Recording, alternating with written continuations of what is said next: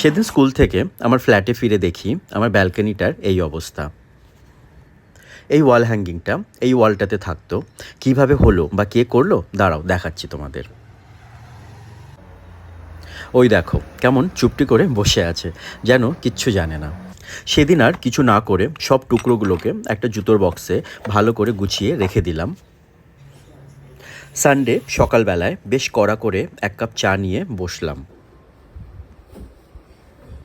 বেচারা পায়রাগুলোর পুরো দোষ নেই, আমার এই সুতোটাও বেশ পুরনো হয়ে যাওয়াতে ওরা যখন এটার উপর বসেছিল তখন হয়তো এটা ছিঁড়ে পড়ে গেছে।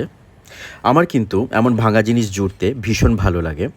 অনেক দিন আগে আমার এক ভিডিও দেখে এক বোন কমেন্ট করেছিলে, দাদা তুমি এতটাই কনফিডেন্ট যে তুমি জানো তুমি জুড়তে পারবে, তাই তুমি ভিডিওগুলো করো। আসলে এখন তো বাচ্চাদের জন্য কত রকমের কত গেম রয়েছে, আমাদের ছোটোবেলায় তো এত অপশন ছিল না। তো এটা আমার কাছে ছিল একটা গেমের মতো, অনেকটা সেই পাজল সলভ করার মতো। আমি অলমোস্ট আমার সব ভিডিওগুলোতেই জিজ্ঞেস করি কেমন লাগছে বা কেমন হয়েছে জানিও।